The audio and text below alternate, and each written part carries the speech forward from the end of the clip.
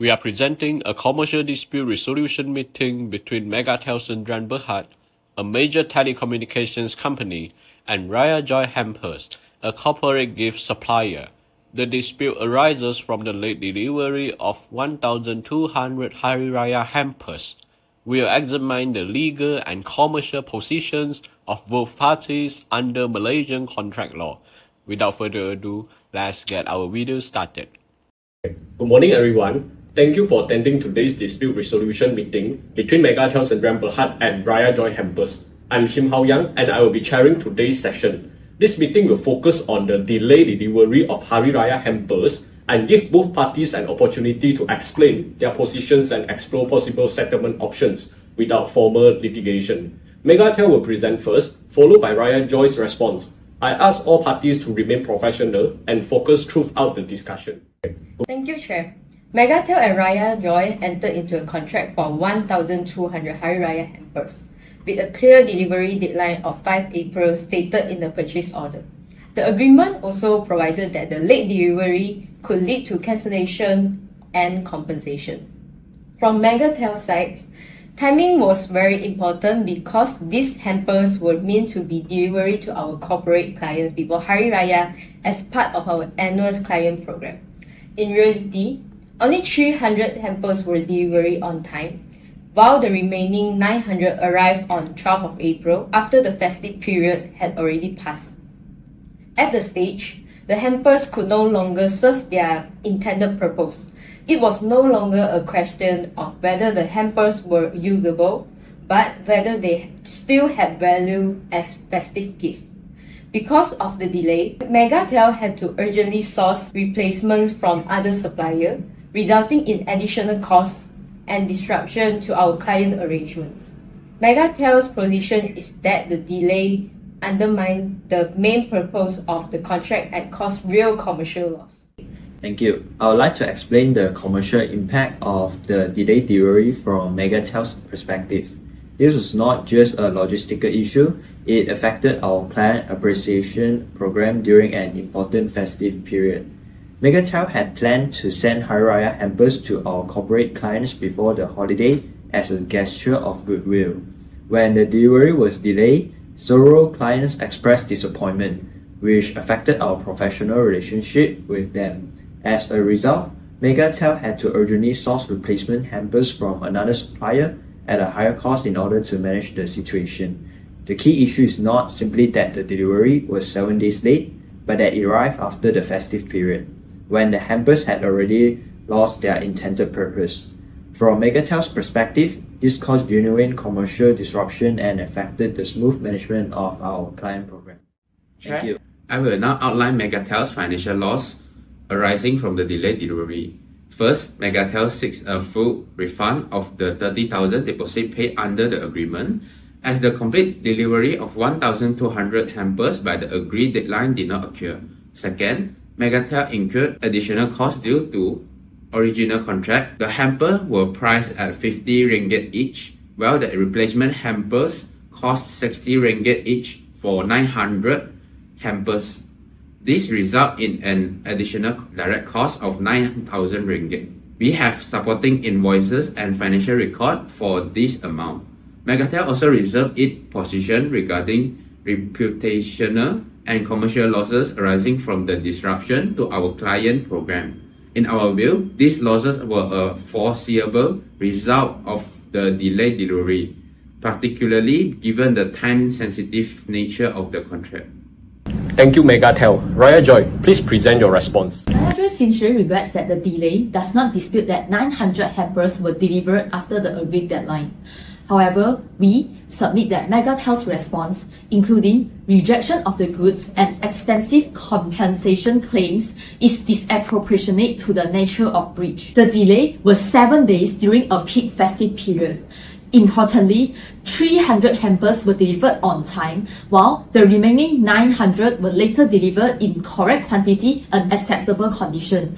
This situation should therefore be viewed as a delay in performance rather than a complete failure of the contract. Under Sections 40 and 56 of the Contracts Act 1950, the key issue is whether the breach was serious enough to deprive Megatel of the substantial benefit of the agreement, which we submit it did not. Raya Joy also acted in good faith of completing the remaining deliveries as quickly as possible despite the operational difficulties faced during the festive period. Chair, I would like to explain the operational context behind the delay from Raya Joy's side. During the Hari Raya period, we experienced an unusually high volume of corporate orders, which placed significant pressure on our packing and logistic operations.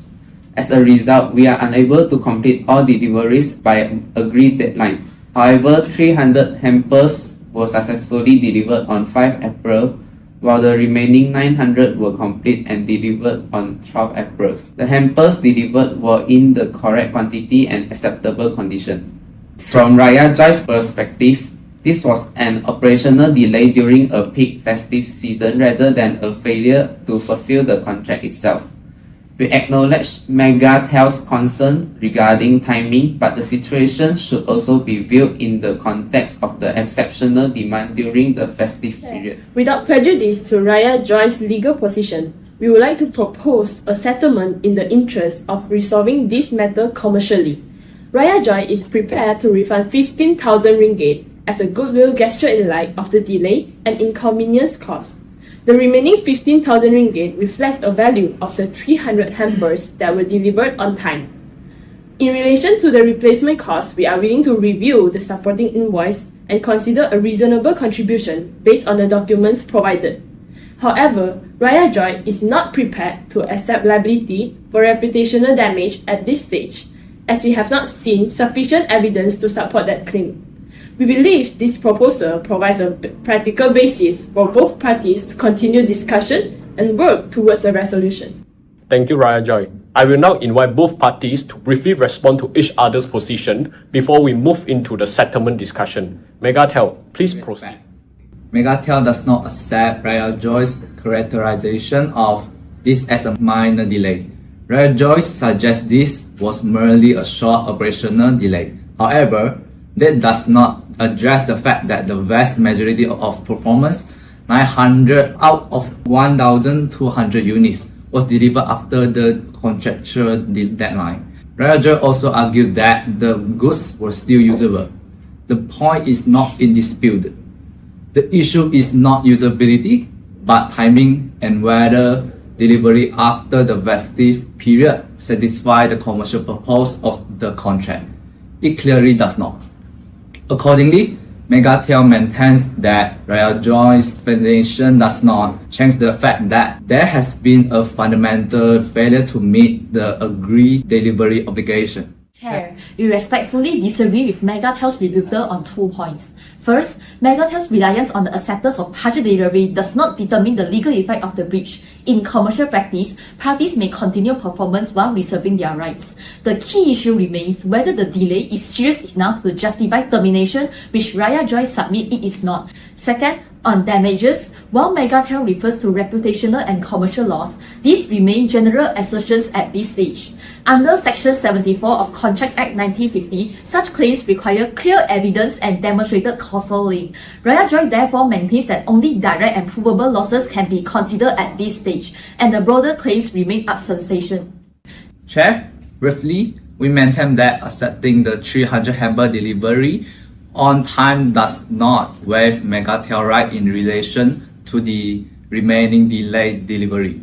We also confirm that we have a supporting invoice for the replacement cost, which can be provided for verification.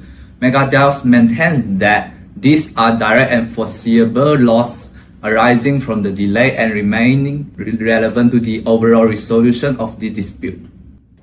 Thank you both. I would now like to move the discussion towards a possible settlement. Raya Joy has proposed 15,000 ringgit. Megatel, what is your response to that offer?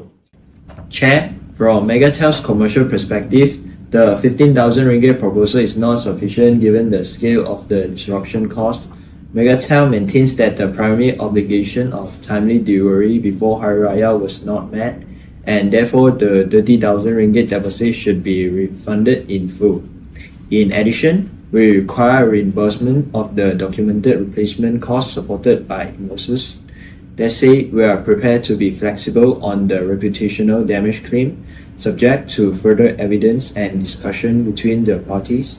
Our position is focused on resolving the clear financial losses arising from the breach in a fair and commercially workable way.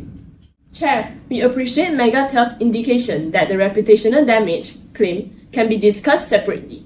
In light of that, Raya Joy is prepared to move its position to help progress a resolution. We are willing to refund 25,000 ringgit of the deposit, reflecting the disruption caused by the delay.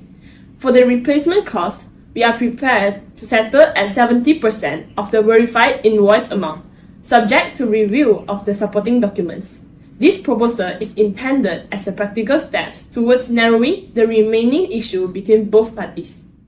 Chair, Megatel's financial position is that we are seeking a full refund of 30,000 ringgit deposit together with reimbursement of the documented replacement costs arising from the delayed delivery. From a financial perspective, the replacement costs were incurred under urgent time constraint during the peak festive period and reflect the market rates at the time. However, in the interest of reaching a resolution, Megatel is open to a structured settlement. We would propose that the 30,000 ringgit deposit is refunded within 14 days and the verified replacement costs are settled within 30 days upon invoice confirmation. This structure would allow both parties to close the matter in an orderly and commercially practical way. Chair, Raya Joy will need to take further instructions on the exact treatment of the deposit. However, in principle, we are not opposed to refund the 30,000 ringgit subject to the issue of reputational damage not being pursued without supporting evidence. On replacement costs, Raya Joy is prepared to reimburse based on verified invoices subject to review. We are also comfortable with the proposed payment structure as it provides a workable framework for both parties. At this stage, we believe there is clear basis to narrow the remaining issues. Thank you both for the discussion today. Before we conclude, I would like to invite our legal analysts to summarize the key legal issues and the current position of both parties.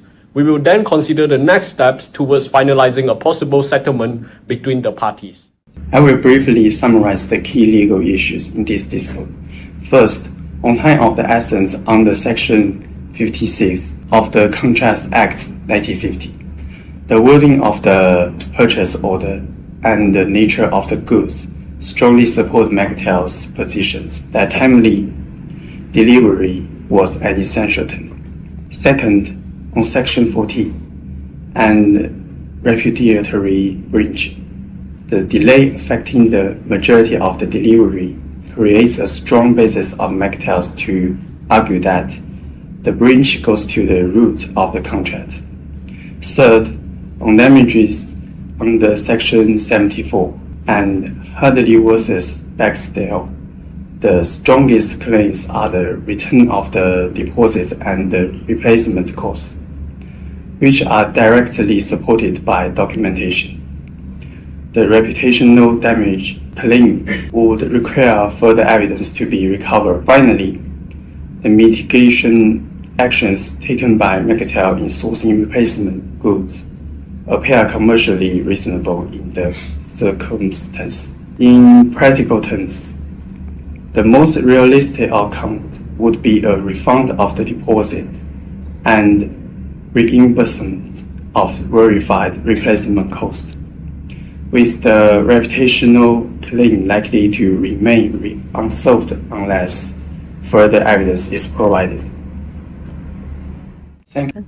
Thank you to our legal analysts for the summary of the key legal issues. I would also like to thank both Megatel and Berhad and Raya Joy Hampers for their participation and for engaging in today's discussion in a constructive manner. Today's meeting has identified the key issues in dispute, including contractual timing, breach, and the assessment of financial remedies. Both parties are encouraged to continue discussion with a view to finalizing a written settlement agreement as soon as possible. With that, I will now bring this meeting to a close. Thank you everyone for your time.